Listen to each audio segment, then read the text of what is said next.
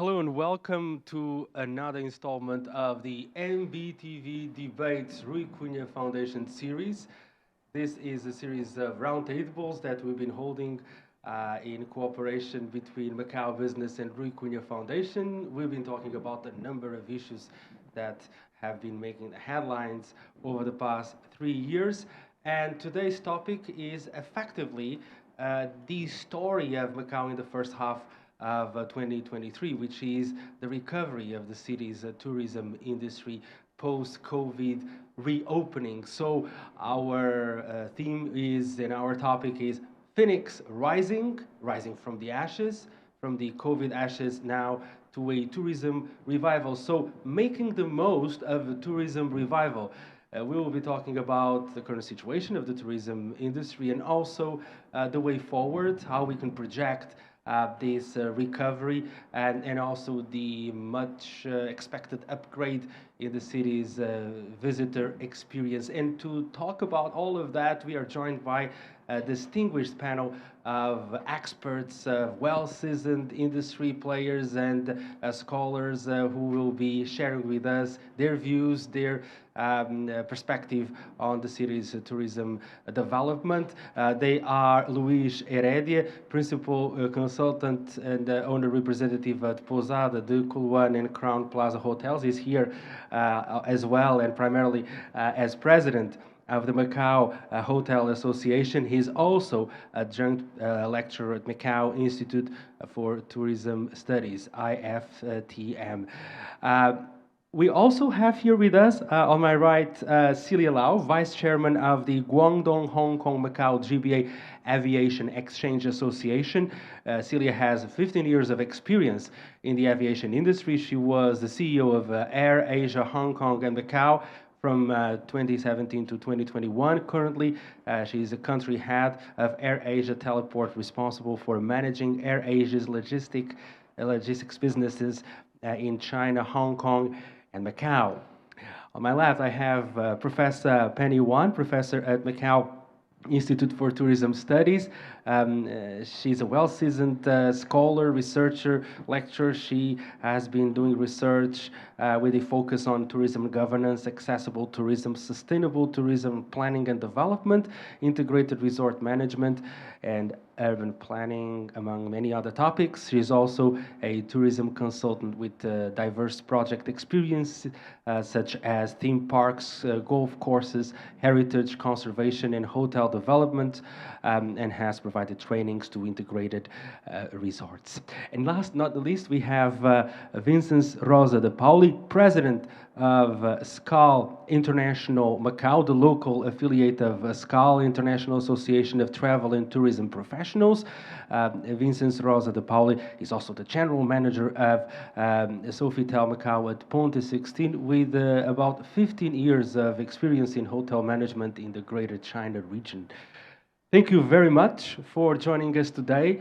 Our pleasure. My name is José Carlos Matias. I'm the director of Macau Business and Macau News Agency. And I'd like to welcome you all who are joining us here at Rui Cunha Foundation.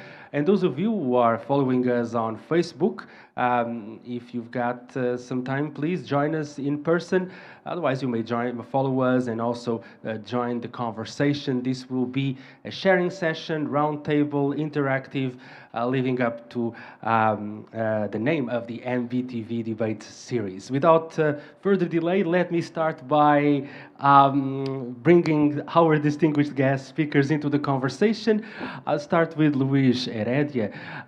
What do you think of this tourism revival? When we look at the figures, we can see that in the first 4 months of the year, we had some 7.2 million visitor arrivals. That's already more than half of what was recorded in the same period of 2019. Let's not forget that 2019, we saw a record high figure for the whole year with more than 39 million tourists.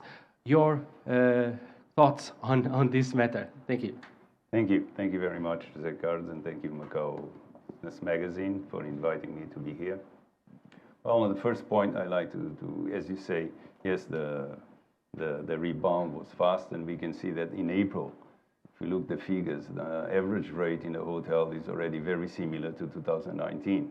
The same with the occupancy, a little bit lower, 86% compared to 90%, but this is indeed a great mark. So yes, we have big challenge, but we had the opportunity to have important markets close to us. China, as soon as we opened the border, and also Hong Kong, we had incentives, but not only the incentives brought the tourists and the visitors. I think the attraction, the Macau, so we happy with the first 4 months, 5 months, and we have challenges to the future. We faced the labor shortage. This was the most difficult. Of course, we need goods, we need other things also, and it was too sudden, but we could manage. I think we know how to work in these conditions in Macau. Macau is almost like an island. Everything comes outside. We don't produce anything. We only produce this satisfaction to our customers. And this is what we need to do better and better as competition is growing.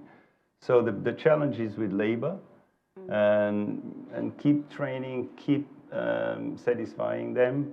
Also, we can satisfy better our customers.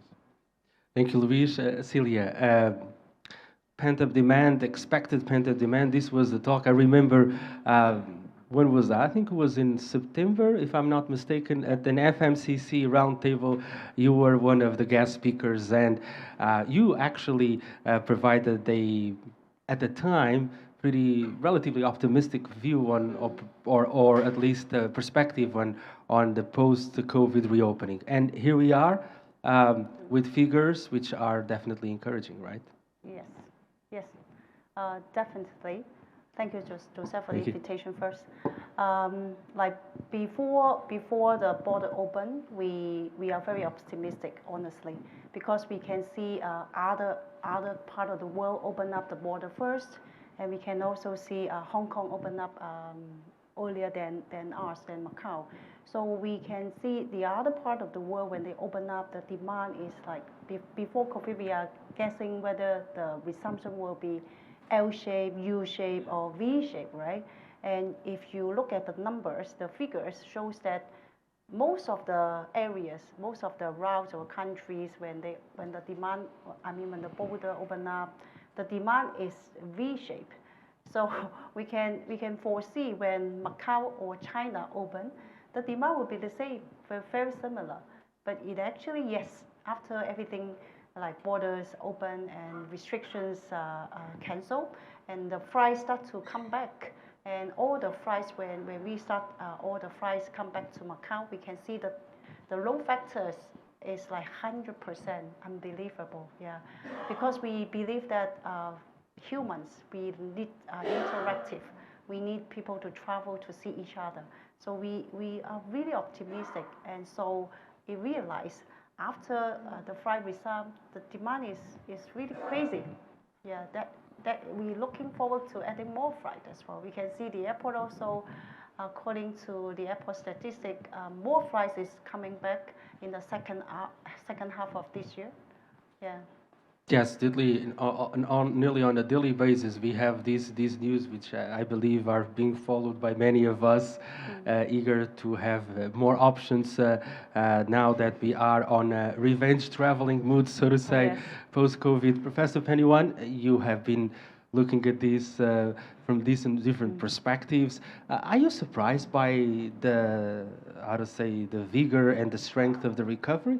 Of course, we are very surprised. In the first place, after all the measure was lifted up since January the 8th, and the figure was very impressive, and we are happy about that. But at the same time, there are a lot of issues that we have to tackle, and our FTM has a research center. We study the tourist profile since for this in the past 4 months, and we find that the profile changed quite a lot. We have a lot of younger tourists, and half of them come as a group, with friends, and they stay longer in Macau. Before they stay maybe 2.1 day, now extend to 3.5 to 6 days. And when we ask them where you go in Macau, they said first I will go to shopping. What is the second one? They say they go for visiting heritage sites. And the third one is cuisine, and the fourth is gambling. So you totally can see the new profile, new requirement that need us to address and understand their needs. And also issues about carrying capacity. I think nowadays become a very hot issue now, right? So how do we address them is another issue. Thank you, Professor. So these already are issues that will be food for thought in our second round of approach. Vincent Rosa de Pauli, I remember when we spoke, when I was looking at the interview we published with you back in November, and the headline was glass half full. So even in November, when the situation was still pretty grim in many ways, your view was not on the half empty glass side, but on a half full side of the equation. And now the glass is full, right, or getting full. Is it the case? The glass is getting full. It's not full yet, obviously. We were always very positive and very optimistic, and we were all knowing that this opening will come at one day. We were just waiting for that day. We knew from other cities and other regions that opened way earlier that this revenge tourism will come, that it will come very, very fast and with a very huge impact on the city and on the region. It fortunately then started in December and January. All my colleagues at the Skull Club that are so connected to the tourism industry, is it in transportation, in the hospitality, in event companies, consulting companies, everyone is looking very prosperous and very optimistic into the future. They're all super, super busy. That's what we were waiting for in the last 3 years. That's right. And so let's now talk about some of the challenges, right? I guess we have briefly touched upon the matters related to labor, carrying capacity, ability to meet the needs and what the new profile of visitor is looking for in the city. Luis, labor is an issue. I guess we have here in these two cases, you have been, Luis and Vincent, you've been dealing with that. First, we had, of course, the COVID pandemic wave of mass infections, which took a toll on most businesses' ability to provide the service. But then afterwards, with a fast influx of visitors, we are kind of back to a debate where we were before, which is operators asking for more expedite and smoother procedure to bring in more labor, right? Yeah, obviously and in our side, hotels obviously is quite complex. We need all kind of labor. We not only serve on our restaurants and at the front office, and clean the rooms. We need all kind of labor. So this is complex and it takes time. It needs all the team to work together. And but we see opportunities that probably Macau has to look into. One is, for instance, understand why some of the students who are in the university, and because we have a few universities here with many students, they are not from Macau. And they could probably have an experience in labor, and they could stay, and this could help. So this is one of them. The other thing is, could we be more flexible with the labor? Because we need to offer a career to our staff. And many times with the law as it is now and the framework, sometimes we are a little bit stuck with it. So this is all linked, from recruiting to train and show a career motivation. So yes, there's a lot of challenges. We believe we can improve. We need all to work together. From our side, the service providers and the operators, but also the governance. We need to look into these aspects.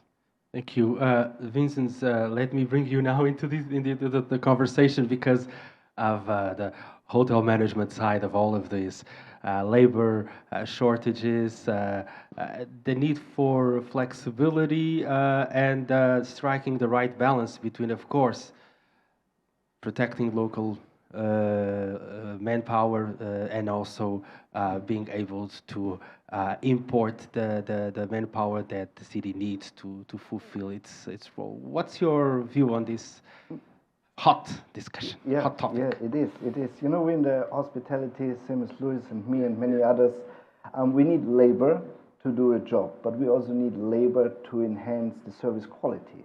So it is very, very important to have the right labor force in the market to provide the service that the customers and our guests expect.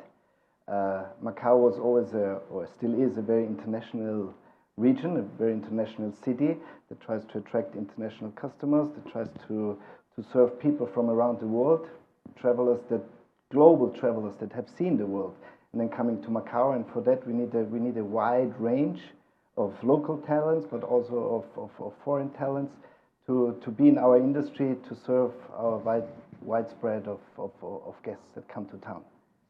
So here's the issue, Professor Pennyone, of human capital training. That is your cup of tea, obviously. Wow, yes. You have written the research on this. What are your 2 cents on the matter? I just want to say that our institute are working very hard in providing, you know, the quality human resources, and we have like from certificates to PhD level of programs, and we also open master program in digital marketing, you know, smart technology and tourism to cater for the needs of our industry. I hope that we can contribute to the industry growth and to cope with the indroom demand as well. Sorry. Yeah, please go ahead. Feel free to jump in. Yes, we were just having a talk before the round table, and we're having some trainees and internships from the universities, and we were just sharing in front office, but also in TNC, it's our HR department, and in our restaurants. There are great talents that are in internship programs in the hotels, and they're very well received and very well welcomed to get the final training from the operation side that they might not get at the university. So it's a mutual cooperation to bring them to a level to serve all guests that come to Macau. And talking about what IFT has been contributing with regards to training, but also to research, I would suggest you to take a look at the every single monthly edition of Macau Business Magazine and also Business Intelligence in Chinese. You can find top-level summaries and abstracts of top-level research carried out by Professor Pennywone's teams and colleagues on a number of tourism and hospitality-related issues. And of course, you may also take a look at the rest of the magazine. So it's just my prerogative to do some advertisement on our monthly magazine. And thank you for your readership and support, Celia. Manpower in the aviation industry, obviously, you had to go through a tough time during the pandemic. And how's been the process of rehiring and being able to quickly open up new routes and the service and the issue of service, of customer service, of course? Yeah. Yes. Our aviation industry, experienced similar things as the hotels and also the rest of the tourist industry, very similar. But for us, because aviation is a very professional industry, and during COVID, there's a certain number of staff were laid off because the pandemic is very long. It's like 3 years. So when those staff were laid off, and now when the reopen, we need to rehire them. But during this period of time, most of them has already found another job. So they're not in the industry as well, another industry. They switch to another industry, and they feel comfortable because the airport environments or the airlines, you need to travel all the way from the city. Most of the airports is quite far away from the city, and also they need to be on shift because for airline industry we are 24 hours working. The services we need to be ready 24 hours. So most of the staff, when they left this industry, they feel comfortable for their new environments. So it's really hard for them to shift back to the airline industry or aviation industry. So that also create another challenge for us to recruit them back.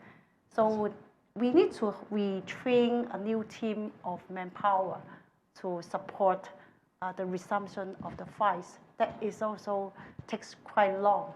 Yeah. And where to find them, the new employees, the new staff? Is it, I mean... Yeah, everywhere. Actually, Yeah. from different markets, Yeah. locally, and also from like China, Hong Kong, and also the other part of the world we are recruiting. So we use a lot of recruitment channels according to the really like the demand of the local market. So in Macau, you can use the jobs.com, right? And Yeah. different channels, even newspapers. And in China and Hong Kong also different. But we are trying, but seems like we find there's a mismatch. We find a lot of people in the market telling us they cannot find a job. But airlines, like all other carriers as well, tell us that it's very difficult to find the right candidates. So it seems like there's a mismatch in the market nowadays.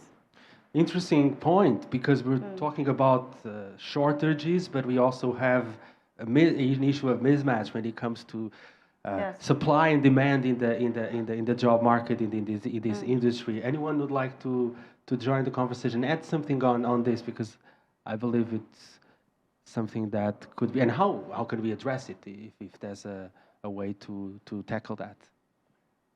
I Perhaps just like to Luis, add please. in consequence or after what we talk a bit is that in our hotel side we have 78% of 5-star and 4-star hotel rooms.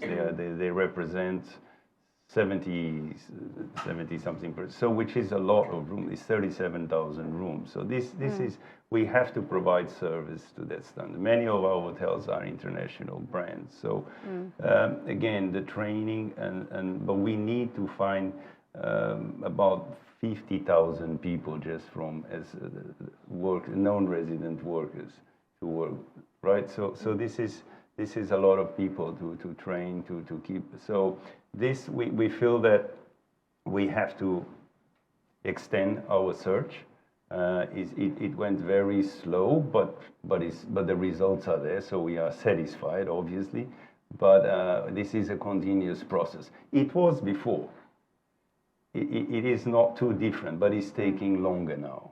There's been some concerns of a sort of potential labor crunch situation. Are we?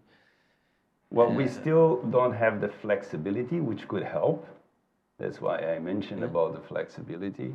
We probably need to look into other markets, but we've been only working with the markets mainly, not only, but mainly with markets where the language is not yet a problem. So if we want to extend to other markets in the future, like India, Russia, Indonesia, and so on, we have to start thinking about the labor also and the service provider. Interesting. That leads me to what would be the next issue on our agenda for conversation, which is this aim of bringing and attracting more international visitors from outside the Greater China region. Professor Pennywan, if we look at the figures from 2019, I'm quoting by heart, 92% of visitors' arrivals come from the Greater China region, meaning mainland China, Hong Kong, and Taiwan. This idea, this aim of making the source markets more diverse, could we think about a sort of a target? Let's say, let's try to reach 15%, or how do you think would be a sort of a target, or any sort of benchmark from that? Well, I think very clearly the chief executive has already given the percentage to our gaming operator, right? Yeah. So I think for me, that those are the future benchmark. But we have to adapt and learn, because the door just opened. We are learning how to attract international guests. But in the past few months, we see an increasing number of international guests. So that's for sure. It is not easy, but we have to, talk about the flight connection. Yes. talk about how we work with Hong Kong. Like a lot of guests, actually, they like to travel to Hong Kong at the same time to Macau and also other cities in GBA. So it is not the matter of Macau alone. It is a matter of the cities in the GBA, how we collaborate and co-brand together. In that respect, we've been seeing a lot of moves in terms of enhancing cooperation and coordination between the Macau SAR tourism authorities and those of the neighboring GBA cities. What's your take on the way forward in terms of making the most of this integration for the sake of the tourism experience here? Well, I think this is a very important strategy, from our government and from China government, that GBA will be integrated. We will have a lot more collaboration. We want to co-brand together. So when, no matter it's domestic traveler or international traveler, they come to these cities, they will find it more attractive. They come here not just for Macau, not just for Hong Kong, but if each of these cities can brand themselves in particular service and product, and then we co-brand together, that will make the entire regions to be more attractive. And that will bring more international guests in the future, definitely. And talking about the GBA, of course, we have our own distinctive and unique culture in Macau, and the Lingnam culture in southern China, in the Greater Bay Area, which could be branded together, perhaps, like in these campaigns. I think it's being done overseas recently. Right, yes. But we have a lot more to offer. Yes. Yeah. That's right. Vincent, maybe to please, add here. yeah, please go ahead. The perfect scenario is maybe when we attract global tourists and business travelers that come to Hong Kong, they visit their head offices, they go to Guangzhou, Shenzhen, see some factories, and on the way back they stop by Macau and Hengqin and come here for some fun or culture or whatever it is, right? So rewarding a few days after maybe a busy business trip. I think that could be a very, very good promotion, worldwide promotion, to have Macau as the final stage before maybe then going home, leaving it with very, very good memories and hopefully good businesses before.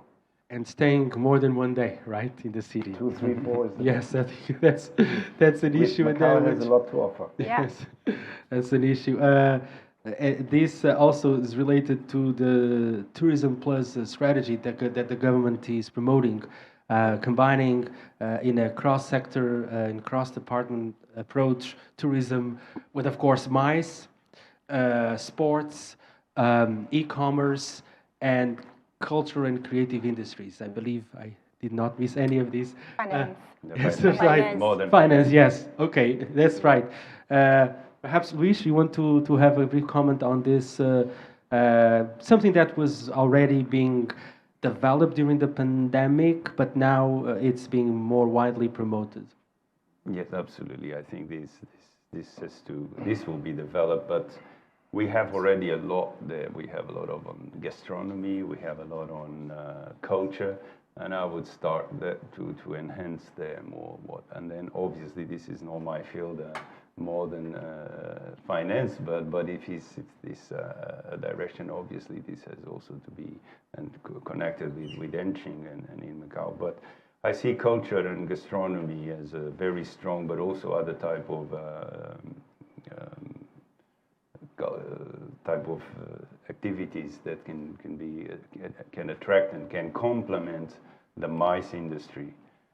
So this is we have now 17 Michelin star. We had 22 Forbes. So of course this is on a very high level, but we also have many other gastronomy and culinary offers. So I think this should be enhanced more and more. Although the government is doing a good job, we should do even more.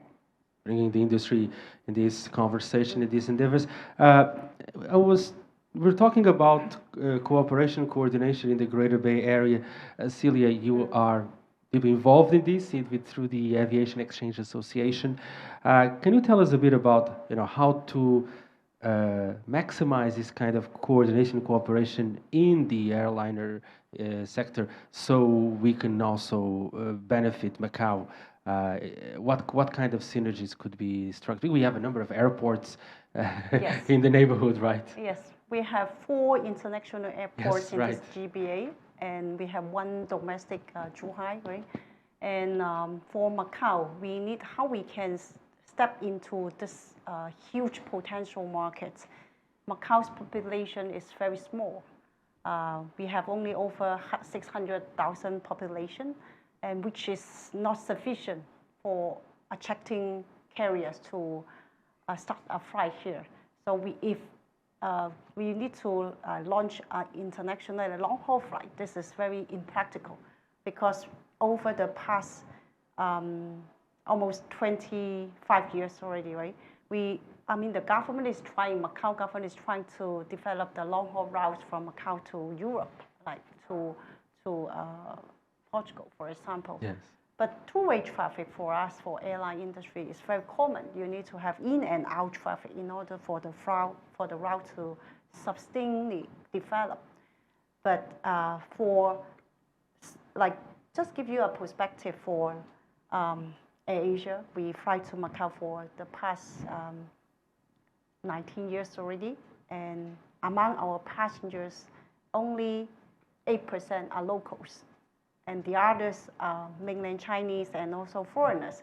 So you can see Macau population itself, it's really hard for us to attract foreign carriers to start a route, or for local carriers to start a long-haul route to our destinations. So how we can utilize the GBA, that is a huge potential, because the GBA, we have over 86 million populations, and now how we can get into this market, tap into this market to utilize the airport, and then we can develop the airport to be more international, because our chief executives already mentioned we need to attract more tourists here, right? So we have GBA to provide us the base traffic, the passenger traffic to fill up outbound travel. We need international tourists to come here to visit Macau, and also, like many speakers just mentioned, to visit together, one-stop, multi-destination. So there's 2 ways how we can get this two-way works. There's a lot of work to do, honestly. Like before travel, how we can attract them, during travel, after travel, how can they repeat? So there's a lot of things we can really work together. I mean, not only the government, but the industry players and the stakeholders, we can work together. I give you one example. For international tourists, we do a research over the past 10 years. There's only 8%, there's only 8% tourists come to Macau by air. The others also by road, by land. But among these 8% of international tourists, they come here by air, 73% will stay overnight, because our government is trying so hard to extend the stays of the tourists in Macau, right? So by air, we have the quality of tourists. And among their per capita expendings, by air, tourists come here into Macau, it spends 4.5 times more than those by land or by sea.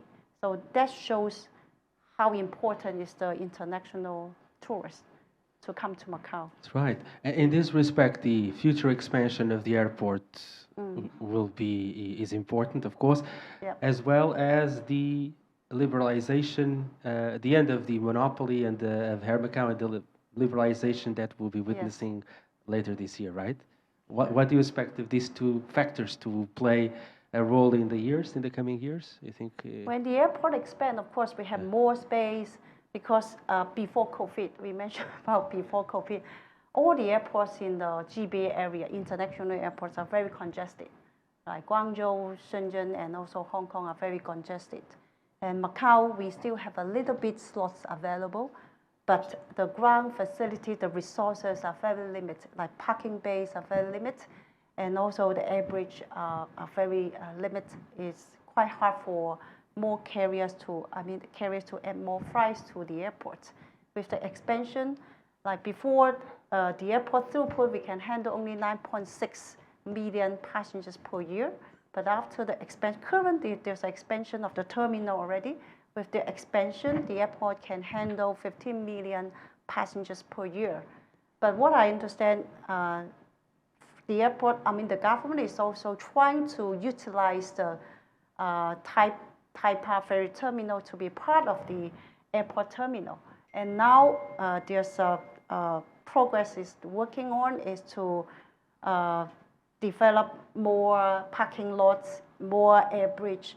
So totally, we will have more capacity to get in more international flights or flights from other countries to Macau. So that's a good sign, honestly.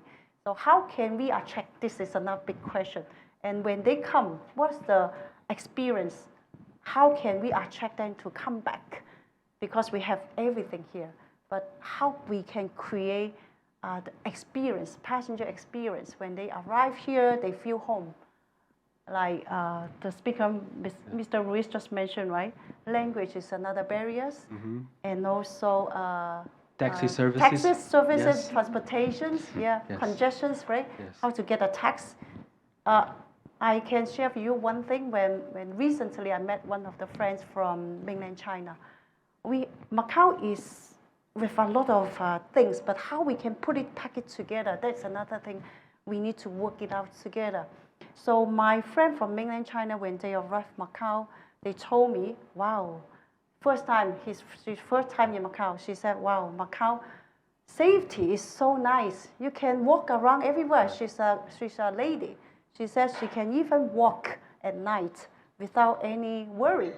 And also she found out Macau, you can take picture because now social media everywhere, right? They like to take picture and share with friends. They say, wow, you're Macau. Everywhere I can take picture and share with my friends, share in social media. So you can see we have a lot of attractions here. But how we can make them come back and make more foreign tourists to come here, the stakeholders, players, industry players, we really need to work hand in hand together.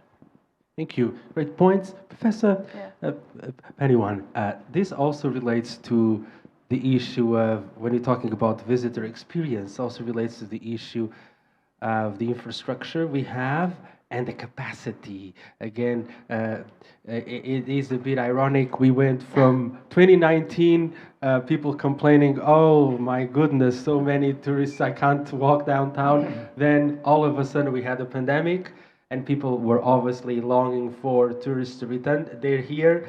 And it's normal that some people now are already feeling not so comfortable, but there's always a trade-off, right? Yeah, you point out a very good point. Actually, for TCC, it is not a new topic. We've been studying these topics since 2003, because again, IFTM was designated by the government to study this issue every year.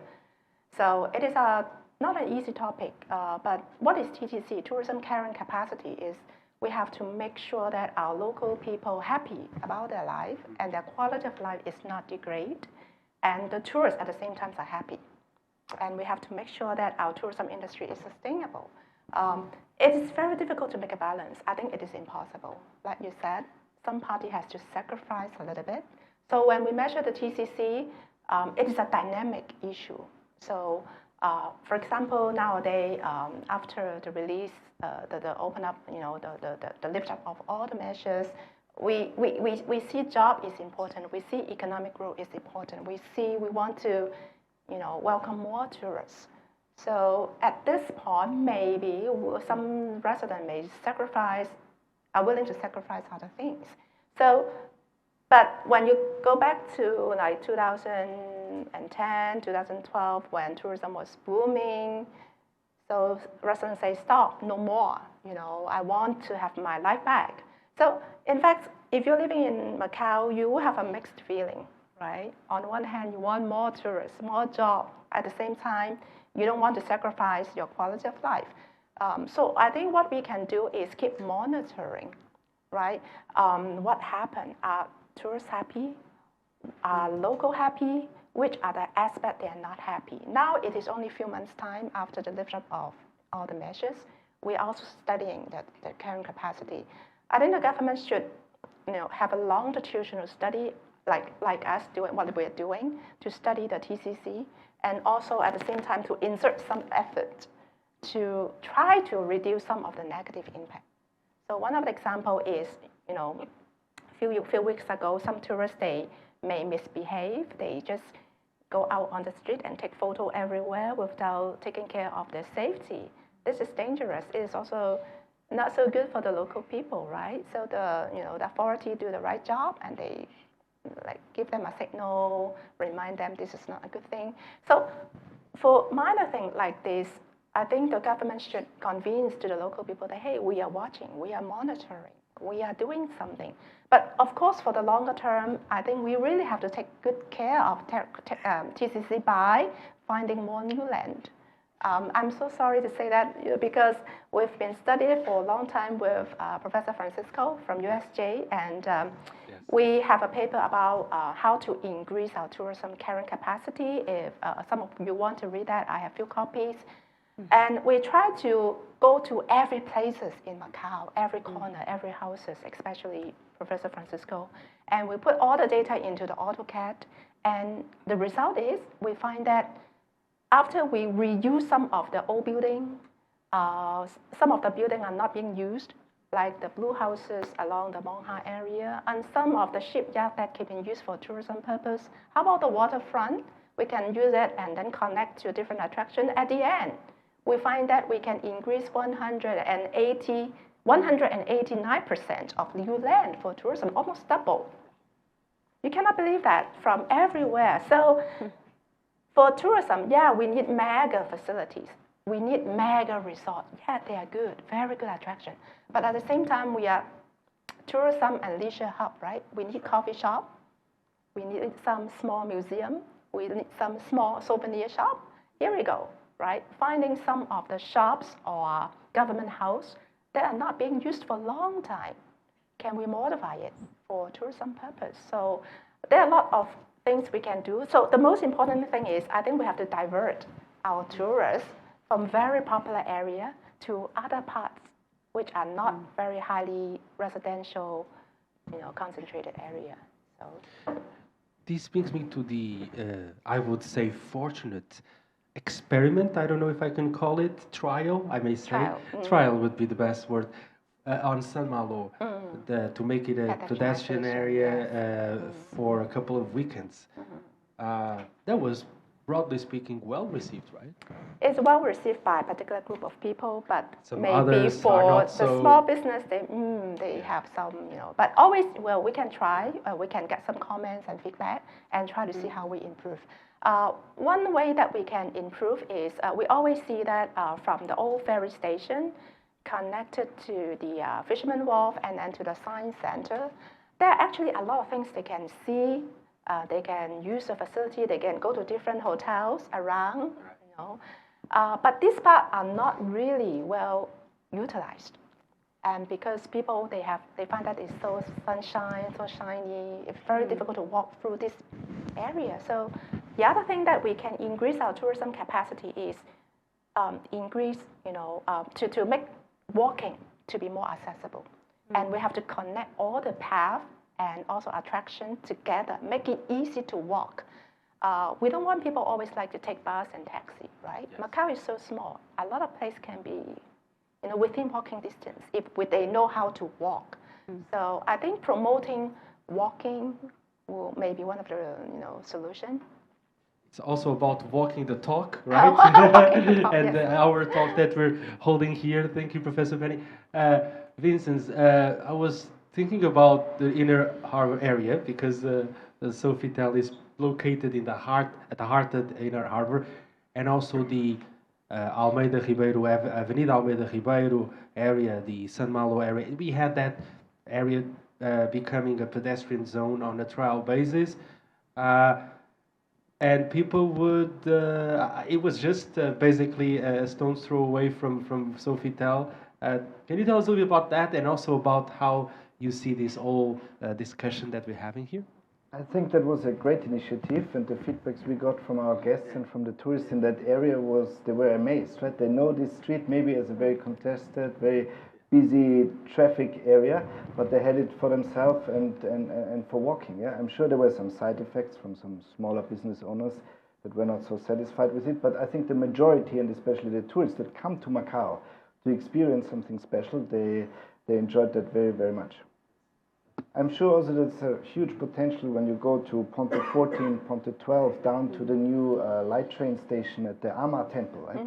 That this area is also in plan to be revitalized, right, and reused and reconstructed. So there's a lot of potential also in this area.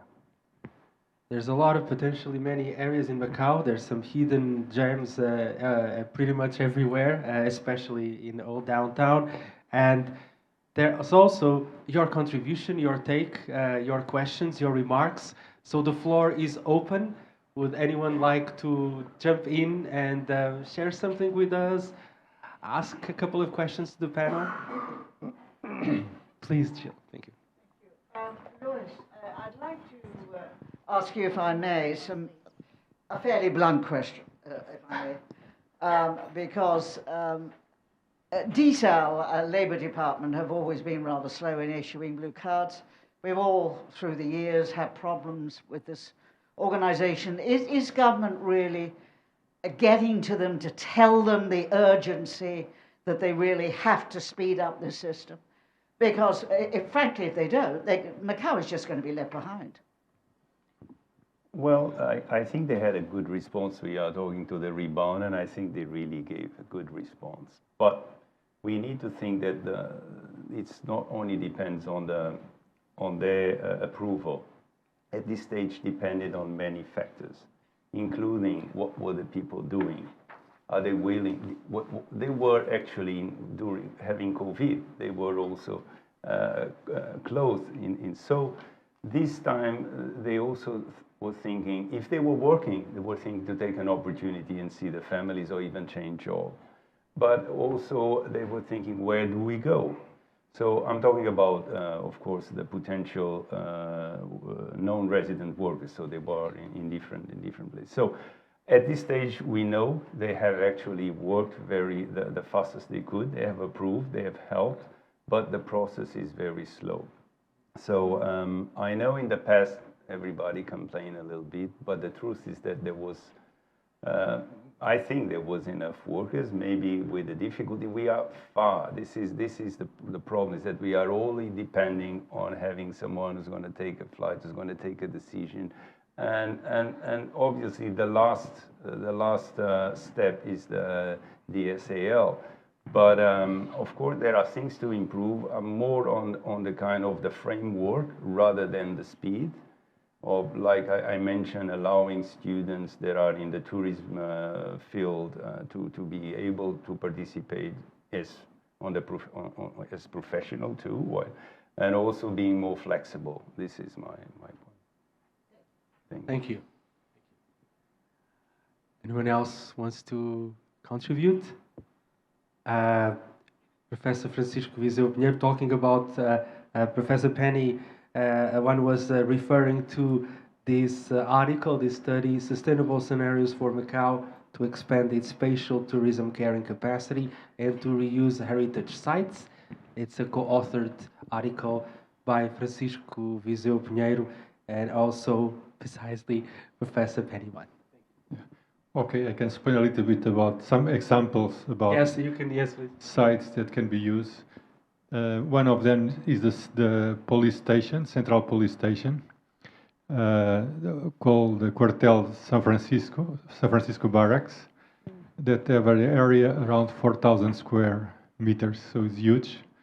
It could be used, like in Hong Kong, they transformed the Central Police Station as a tourism, art, retail, so it's the center of Hong Kong. Also the police merit quarters, they convert in the creative industries area. We have also the Cornell Mesquita Avenue, we have several temples, we have forts like Mohat. So we did a survey and we found several places that could be converted, so the government can go to the new buildings, that is also the policy of the government, and convert these facilities in tourism areas. We also should have, in this study, we propose to have museums that are not like miniature, like for example, the Maritime Museum is like a kind of museum showing toys. Macau have a huge history in the maritime Silk Road, and the technology of Portuguese, Spanish, Chinese, British ships, etc., could be shown in the Maritime Museum, much bigger and more technical. So this is some example of that we mentioned in our paper. And also many stories are not told because they are sensitive, like the pirates in Koloan and Taipa. They disappear from the museums. Perhaps we could have a sort of a theme park on pirates. Not the Pirates of the Caribbean, of course, but something even more interesting. For Disney is a big thing, but here is a little bit controversial. I know. But I have a question that is not linked with this thing of our research. Is we're missing to attract international tourists, okay, from India, Europe, US. But the current vision of China, particularly during COVID and after, the international press was kind of negative. And sometimes the Chinese reaction also was sometimes strong against who was responsible for COVID and then the economic war with the US. So if we want to attract tourists, we need to give a better, a more attractive image of China, maybe through Macau, Hong Kong, and so this is a work that I think need to be done by the industry and the government, and to see how to, because Macau was a place by UNESCO where the East and West cooperate or live together for five centuries. So this for me is a challenge, and I don't know what are the opinion of the different speakers. Thank you, Francisco. Would like to maybe I can address this a little bit. Hong Kong government, they have a slogan, "Hello Hong Kong," right? So they try to rebrand themselves to be a happy Hong Kong, hello Hong Kong, we welcome you, right? So I think the ultimate aim is, to attract the international guests, not the domestic travelers. Like I totally agree with you. Both Hong Kong and Macau, we need to maybe co-brand and rebrand. At least we have to tell people that we are safe, we are joyful, we are a city of entertainment, we have everything that you want. It is an accessible place, and people living here are full of hospitality, right? So I think it's the time that we need to give the right message to the international guests to promote ourselves. Of course, it is easy said than done, but I think Macau is doing a good job in the right direction. At least people feel that we are safe and we are very happy, and it's a city of entertainment. Look at the tourism products that we are producing. It's very diversified, in fact. The local cuisine, the festival, you want to see something new and old, modern, architecture, everything. So I don't know whether I addressed your question, but this is you. Please, Vincent, you would like to? One point is we need to provide quality. Quality always attracts people. Quality attracts the right tourists to come to our beautiful city. The best is only good enough. That's the mindset we should all have as a city, not just in a hotel. We try to make each and every guest that stays with us satisfied, and when he leaves, he has the desire to come back to us, for example, at the Sofitel or at the MGM, at the Crown Plaza, wherever it is. Yeah? I think this should be a citywide project to have the same mindset. We need to try very, very hard all together. If it's a small noodle shop, it's a museum, it's the policeman at the immigration, it's the front desk lady that checks you out, to give you the feeling that you really have the strong desire to come back. Because then you will go home, you will meet your friends, you said, I was in Hong Kong, I was in Macau, I was in Hanoi, and then I go back to Vienna, and I tell my friends there, Macau was the best. The service was excellent, The product was amazing, the price was still acceptable, and the people were so friendly and welcoming. And that spread by mouth will give the biggest returns. That's, in my opinion, better than any promotion that we could do, is those people that come here will come back, and they also spread the word for us to promote Macau as a city or as a whole project, not just as an individual. Word of mouth is of paramount importance, and we've been seeing, you were talking about KOLs, right, coming to town, and there's a lot of work being carried out, actually, including by the hotel operators, integrated resorts, tourism authorities on that front. And this brings me, Francisco was talking about the city's maritime resources, and interestingly, maritime tourism, if I may address things this way, was one of the issues on the requirements for non-gaming projects to be put forth by the gaming operators in the new concessions. How do you see these potential, making the most of the city's relation, centuries old, intimate relation with the surrounding waters?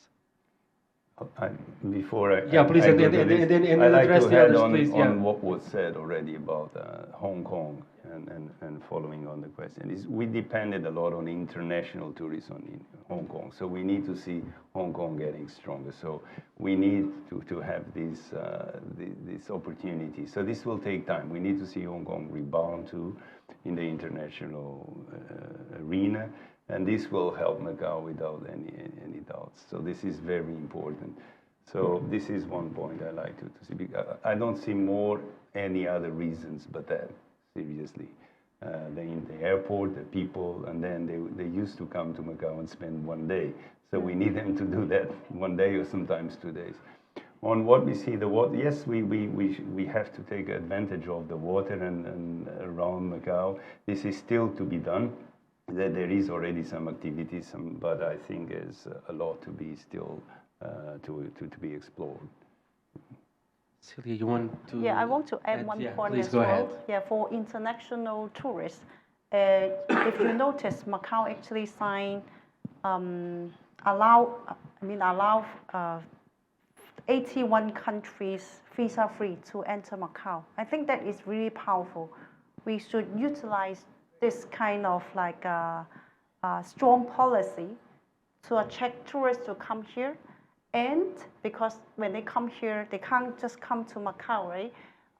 Speakers just mentioned many times already, one-stop, multi-destinations. So we should have a policy to attract them to get in Macau first and travel into GBA or Hong Kong and exit out of Hong Kong or Macau. Most of the airports in China have this, or internationally have this kind of policy called transit visa. Tourists from overseas, when they arrive in Macau, they can have visa-free to go to GBA for 72 hours or 144 hours, and then come back, either Hong Kong or Macau. This will enable Macau to attract more international tourists to step into Macau first, then exit via either Hong Kong or Macau. So I mean, this is some policies Macau and Hong Kong can enjoy because we are visa-free. So you're pointing to, of course, mobility and mobility in the Greater Bay Area. Anyone would like to please go ahead?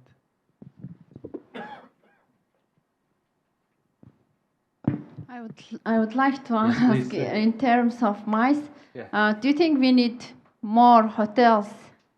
Well, because MICE is one of the important thing for diversification. Thank you very much. The issue of the case to increase hotel room Well, figures if you want people to stay. And yes, definitely. MICE is one of the most attractive same type of tourism because it's a long-staying guests. You know, they need to come. They need to prepare exhibition. They stay for exhibition. After take one day to rest.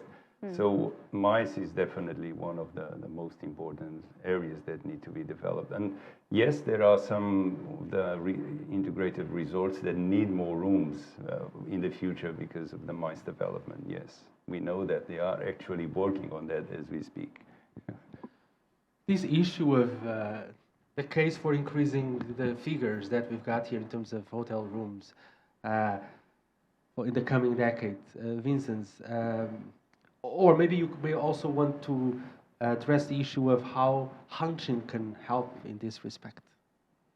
Yeah, definitely to come back to the question, we definitely need more rooms. If we see the trends and if we go back to those 40 million visitors at one day, or maybe even more, who knows, we definitely do need more rooms. And then Hengqin can also play a major role to supply rooms for Macau.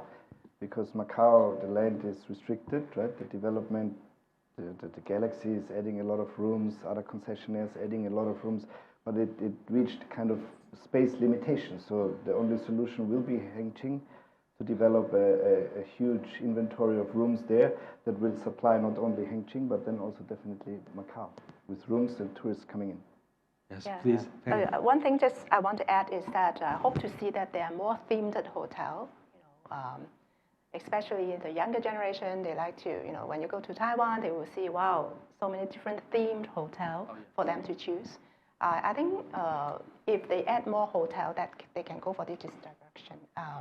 To divert some younger generation, they like more IT, they like more theme, and then go for that. Yes, the issue of the profile of visitors and the service that your team is already carrying out. It's showing that we have younger, more women, younger, is that correct? Group-based. Right. So it's, and then they... And also they look for visiting heritage sites. Yes. Shopping, visiting heritage site, and cuisine are the top three.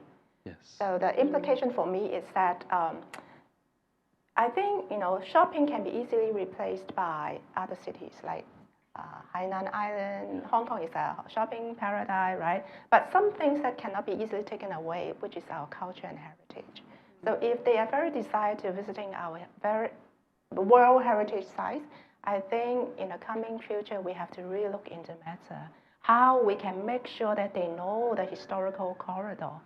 A lot of our tourists, actually, they know this corridor, but they cannot find a way.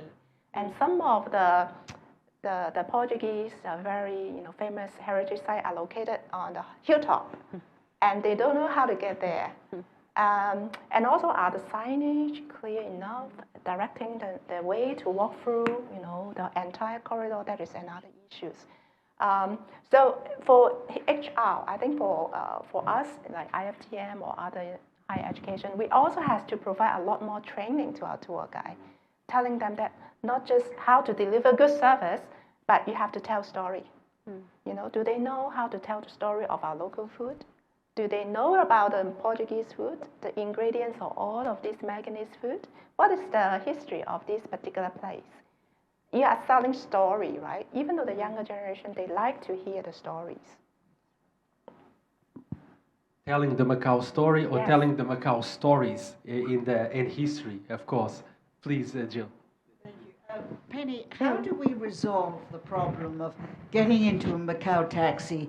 I no speak English. Okay. Yeah. Because any foreigner who comes here, oh my God, this is the first thing they encounter.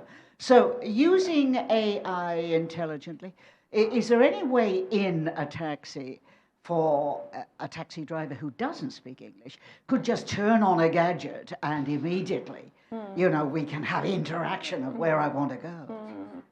Okay, Wow. AI should work everywhere. I don't know. It's just I have no solution for that. I really don't know how maybe the... Well, many years ago, there was a tentative to actually have the person talking to the central, but I don't think it worked for a long time. But this is ages ago. This is in another Macau life. We tried, there was a try. So, but possibly, technically, this will be like one of the good Yeah, works to do. Yeah, sorry, just want to jump in and say something. My experience, like if you go to a country, I remember when I go to Singapore, the taxi driver is so knowledgeable, right? You feel safe when you talk to them. They can tell you from economic to culture to everything. So I fully agree with you. They We need speak, to train because the first 17 languages and the dialects, first right? touching point they face is taxi driver. I mean, Right, true. yes, Macau needs to really upgrade the quality of the taxi driver. I fully agree on that. Yes. They could even play a role in telling a story. I don't know.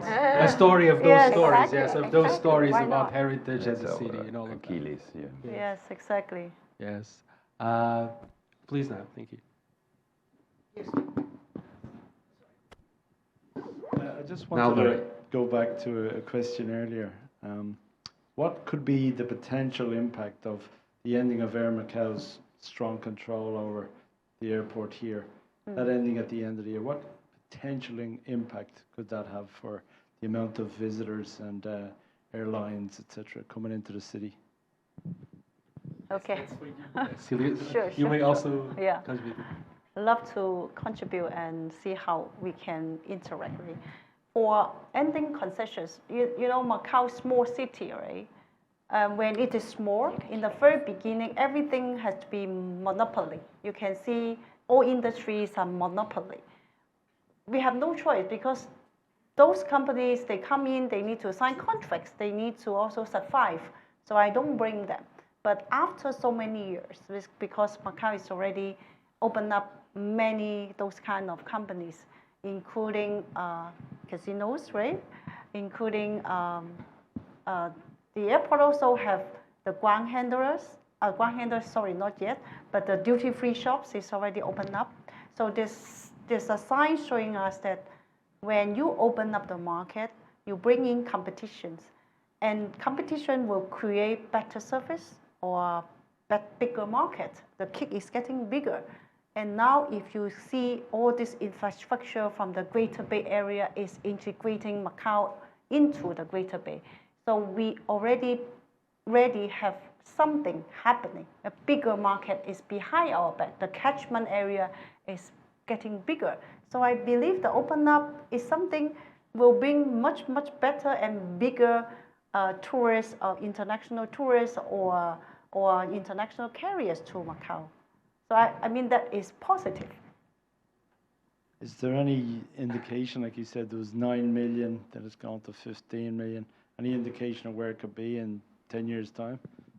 10 years time, it really depends on infrastructure. If you look at the airport, they need to expand first, right? If you do not expand, the tourist, the throughput, the passenger throughput will be limited as well. But as I explained to you, the government, I can see they are also foresee the expansion of the airport. So there's a preparation to convert part of the ferry terminal to be airport passenger terminal. So that gives some space for the airport to expand. So it makes sense. And the airport is surrounding, it's actually built on the sea. It's 10% of the Macau total land. So there's potential for them to expand further as well. So once that is in place, there's a potential for the whole airport to increase the throughput number. That should not be a big issue. Yeah. We still have time for a couple of more remarks and questions by the audience. Professor Francisco Viseu Pinheiro. So this is a question, but I don't expect any answer from you because it's something new. In the past, we saw there was no real cooperation among the different government departments, so they work like silos that don't communicate between them, for example, Public Works or ICM or Cultural Institute, and the concessionaries, the gambling operators. And this creates many problems because the negotiation for land, they have to go directly to the chief executive for example, to get land in Cotai that was supposed to be a new city, 420,000 people, and suddenly become for 0 people and a lot of casinos. So Is there now some chances of more cooperation between the operators and the government institutions? Do you see in the scenario with the new government, the new situation, more cooperation, or still the same as before, that each department try to solve the problems, like the traffic department try to solve the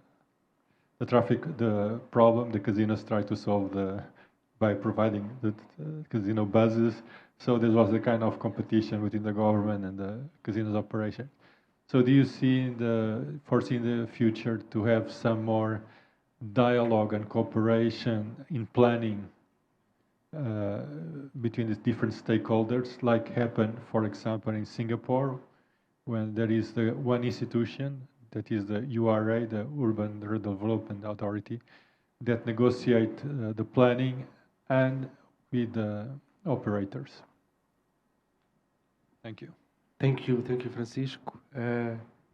Anyone would like to share? What I can share is that Perhaps we Luis. have meetings or presentations with some of the authorities, some of the departments, can be the police when there's a change with on the law, can be obviously very regularly with the tourism and even the IPIM.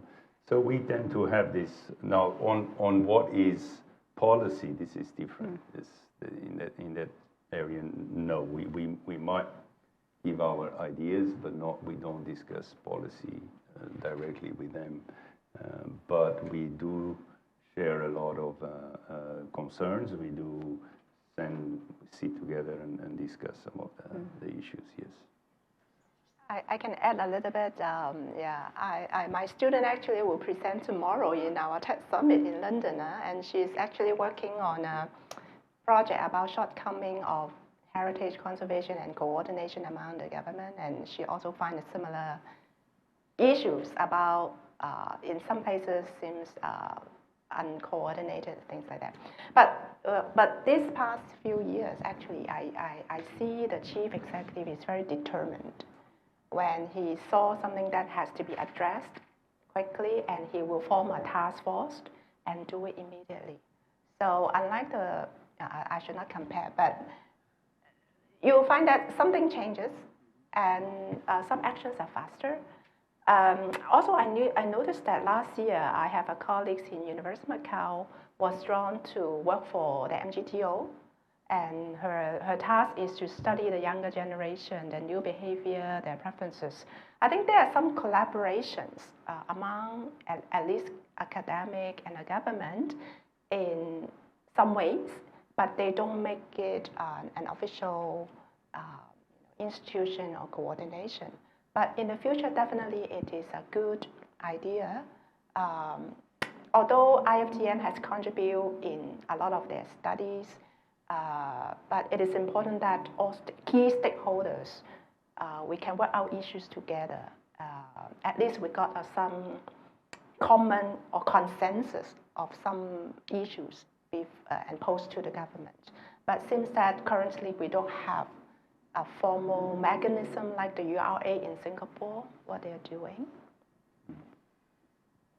Well, we would like to, before we go for a wrap-up, anyone else, we still have time for one last question from the audience. Anyone would like to jump in? Can I give a suggestion more to the operators, not to the government? Mm-hmm.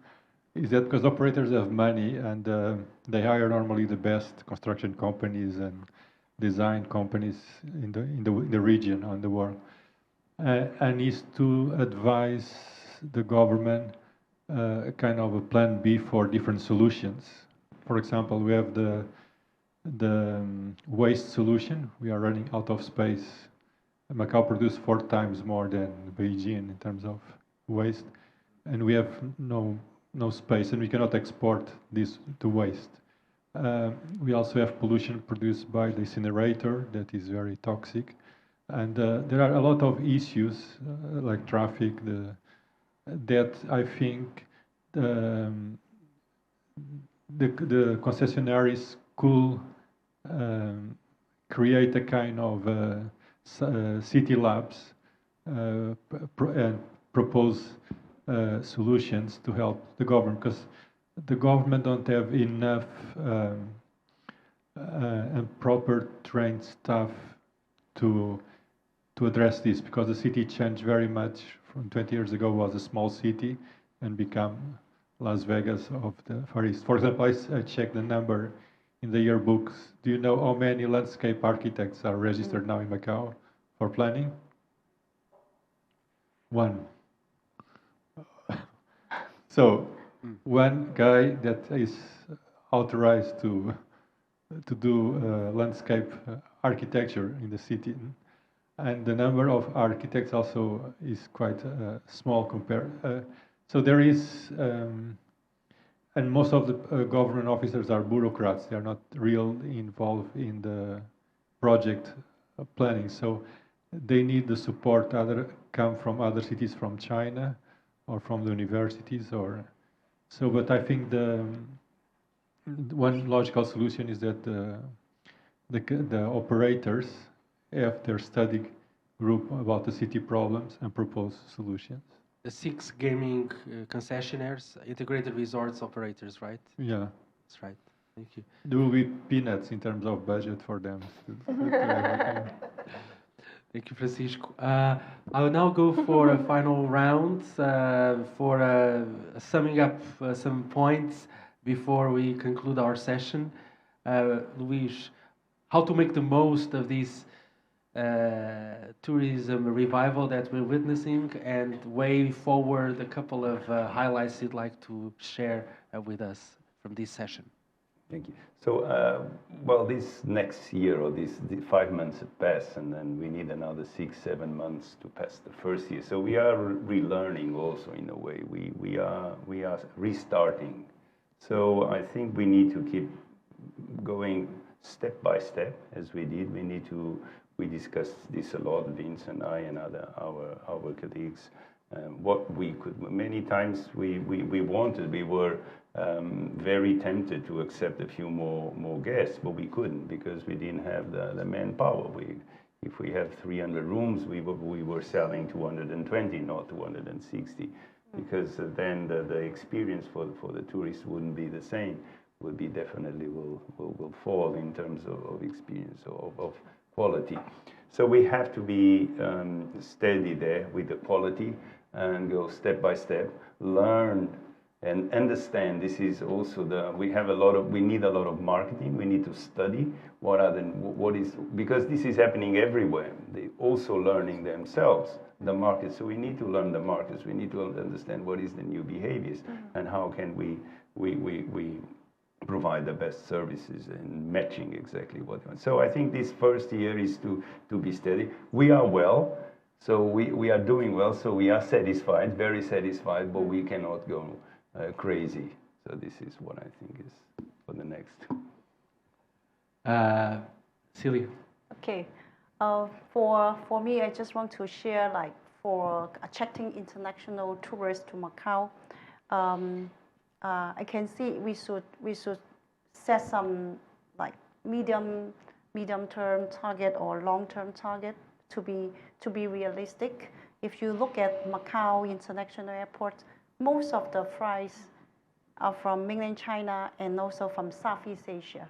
So the first step, what I believe we should, or the industry or the government should focus on how to attract foreign tourists from Southeast Asia to Macau in order to diversify. The current tourists coming into Macau are mainly dominated by mainland Chinese or Hong Kong. So this is the first step. So how to attract those tourists, international tourists from Southeast Asia to Macau? So this is something that we can start immediately, because we have the flight connections already. And for long-haul tourists like Australia or Europe or US, we do not have direct flights. Why don't we think about connecting points? Like, for example, Air Asia, we have flights to Cool, right? Or to Bangkok. Then we can connect many overseas destinations in Australia, in Middle East, or in India. So that is a connecting point, and we need to utilize all these spin connecting points, how to attract foreign international tourists via those points to Macau. Or other carriers like EVA Air, they have, Taipei is also a hub airport.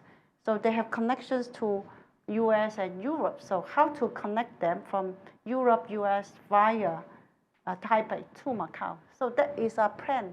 So we can attract, instead of we have to have a direct flight, but how to make the product is a product. How to make the product work, then we need to discuss, of course, with the operators.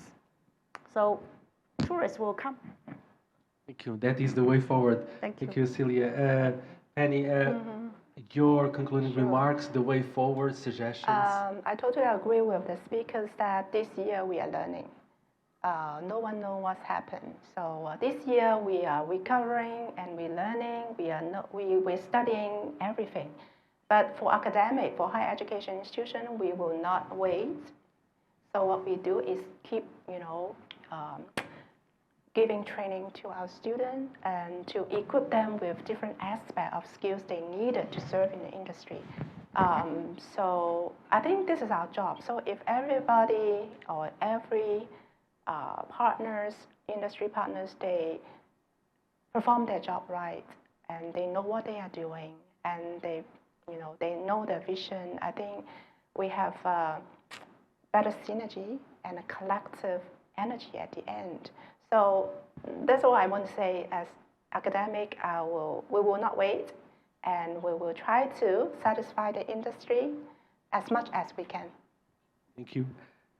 And Vincent, your final comments, your final words. Thank and you. concluding I stick remarks. with quality. I think quality is the key to success. We need to push very, very hard. There's a lot of competition out there. The competition is the world, right? Lots of countries have good cultures, good food. Lots of cities open up for gambling, etc., etc. You can shop all over the world. Quality has to be the major target for Macau in terms of product, service, and entertainment. And if we can retain the quality that we have and maintain the quality that we have, plus add on that, I think Macau will be on a very, very good way to be very, very successful in the next couple of years, because people will come, they will love it, and they will come back. Thank you. That is highly related with this concept that has been widely spoken of, which is high development or high quality development, I shall say, in a holistic way. Thank you very, very much. With this, we conclude our session. Thank you. Thank you. Thank you very much, Luis, Heredia, Celia Lau, anyone, Vincent, Rosa de Pauli, all of you who joined us here at Rui Cunha Foundation, those who are following us on Facebook or watching us on YouTube, and of course, a special thanks to Rui Cunha Foundation. Our partnership has been yielding fruitful results and also great talks, and we've been building this kind of a public sphere of discussing current affairs, putting forth suggestions, keeping alive the conversation about our city. Thank you very much, Dr. Rui Cunha, Rui Pedro Cunha, Felipe, and the whole team of Rui Cunha Foundation that has been supporting us. We will be back next month, and we can actually disclose that, let you know that in about 1 month, we'll be having a roundtable with representatives of chambers of commerce. We will take the pulse of the city's economic activity and the way forward. Thank you very much. Wish you all the best. See you next time. Thank you.